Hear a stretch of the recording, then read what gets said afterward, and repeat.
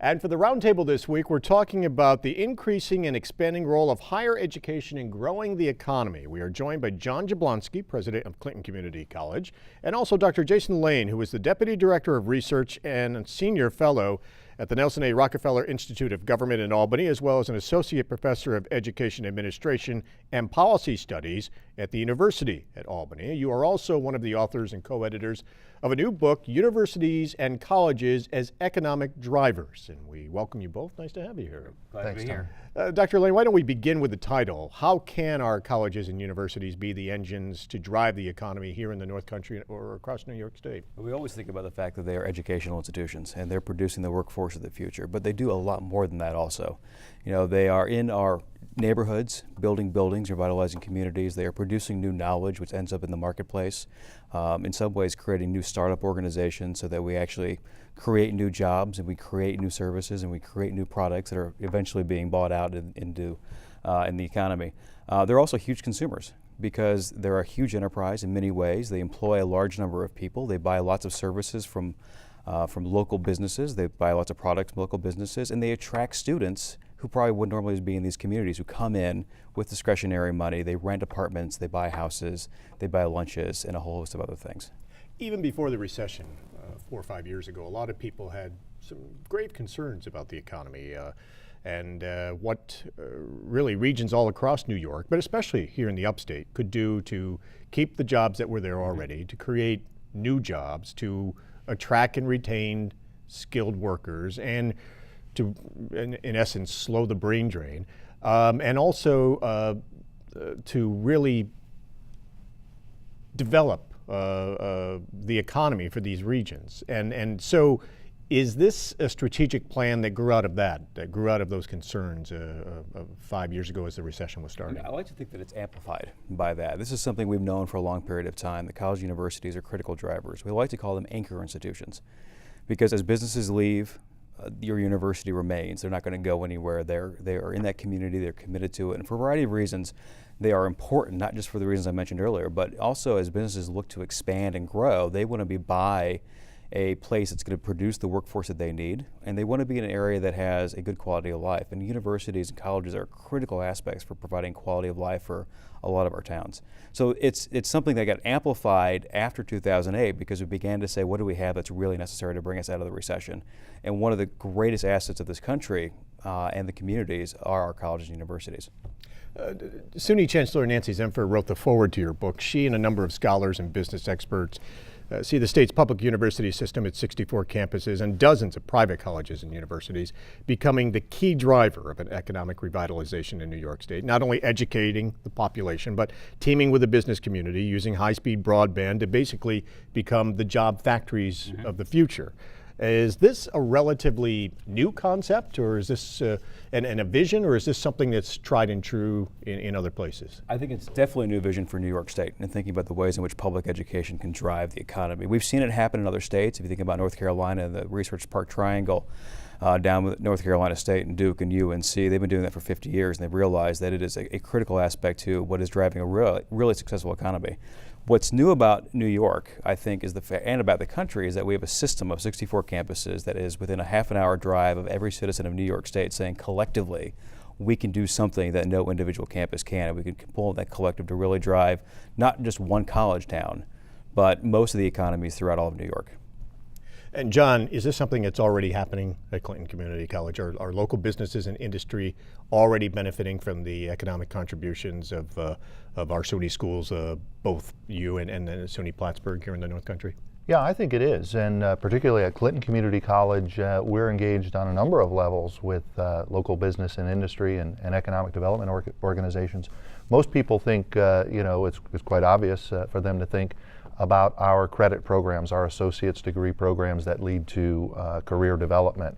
And as one of our local officials says, workforce development and economic development are two sides of the same coin. So that's the obvious part.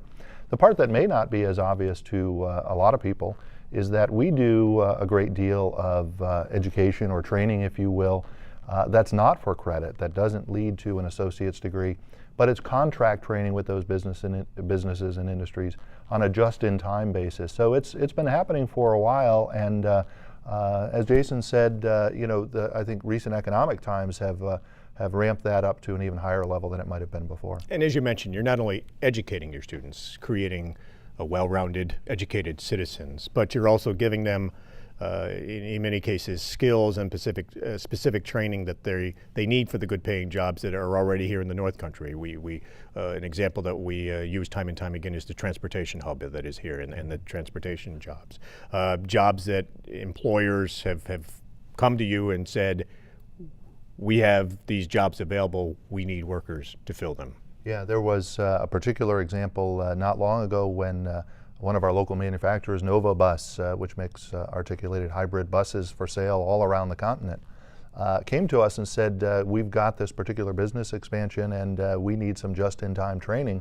And almost on a dime, Clinton Community College with its partners was able to customize that training program. And that's an example that's happened in other places many, many times. And again, not always the most obvious part of what we do, but certainly a very, very important part when we're talking about the economic impact of our college. And transportation, obviously huge in Clinton County, but as other fields expand, for example, the medical field, there's a company now that's moving to the Air Force Base, the former Air Force Base in Plattsburgh, looking to create about 80 jobs, and same scenario, they came to you and said, can you help us find the workers we need? Yeah, and to underscore that, we have a workforce here that is, in many cases, educated, many of whom have college degrees already. But the types of technologies that are emerging can sometimes be very, very specific in terms of the skill set. So again, part of what we do is educate the recent high school graduates, those maybe who are looking for a 2-year degree or looking for an opportunity to make the entree toward a bachelor's degree, because we have a number of transfer programs.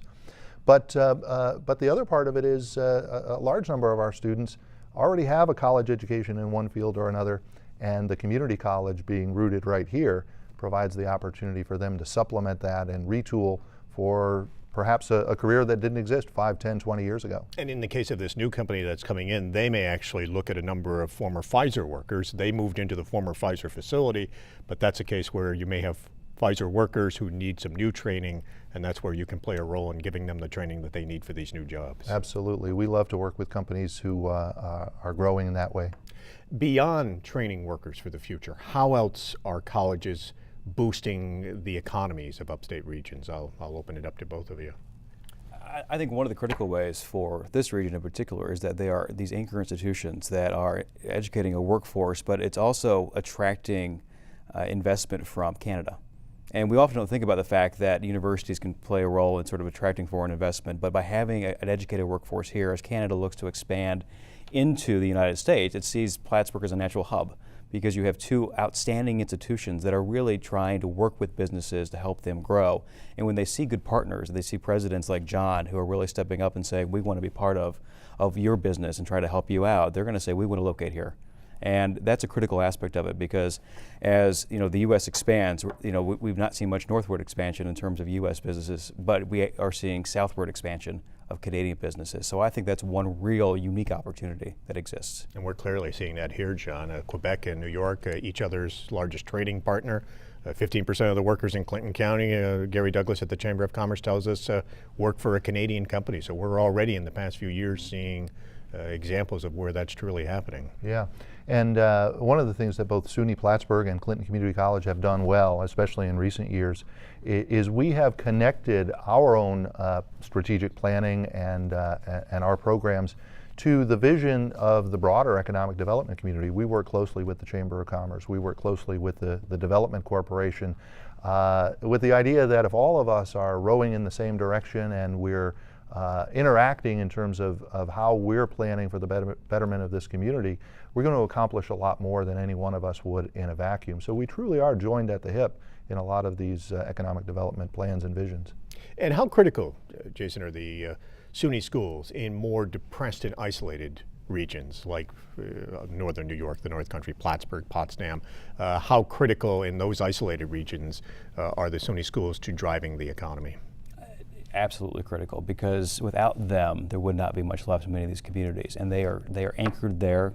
And I use that word a lot, but I think it's absolutely important because they are not leaving. They're there. They're drawing in people from outside of the region, and And it provides a workforce that we hope as the economy begins to expand again, that businesses begin to look at these other regions because they know that there is a vitality there. There are young people who are coming in to get an education who we hope will want to stay in those communities. And you've got you've got a quality of life then also that is a part of the university culture. And something we don't always think about. We talk about the economic value of universities, but there's also a quality of life value that happens from sporting events to cultural events to the whole host of other things that universities do that make living in those towns much more exciting. And that's key in this day and age because in many cases people can do the same job at a number of cities across the country, so the city has to make itself attractive and have a good quality of life Absolutely. to get the people to If you look come. at the research right now, folks are looking at quality of life. They really want to have a great experience. They want to live in a town that's meaningful, and they want to have all those opportunities available to them. And that's where I think the colleges also play a really important role. Right now, Governor Cuomo, New York State is looking at several initiatives to boost business and research development. The governor wants to lure new businesses by offering them no taxes for 10 years if they locate on or near a college campus. Also, he's pushing to create Incubator Hotspots for startup companies. Are these ideas that have worked elsewhere? Incubators certainly have worked. And they've not worked. And so I think that one of the things we need to do is be very careful about it. We just provide land that doesn't in itself make for a great incubator, but you've got to provide the infrastructure behind it, and you've got to provide the support and the people. And I think that's one of the things that college universities provide in these sort of environments, is that they provide that infrastructure that helps to incubate the corporations and make them grow. I think in terms of the tax-free zones, we don't know if it's going to be successful or not. It's never been tried. It's entirely new. It's something that no one has thought about before. To me, what is deeper in this meeting is that the governor recognizes that higher education is a critical driver for the New York economy. And he's saying that because these zones have to be by college and universities.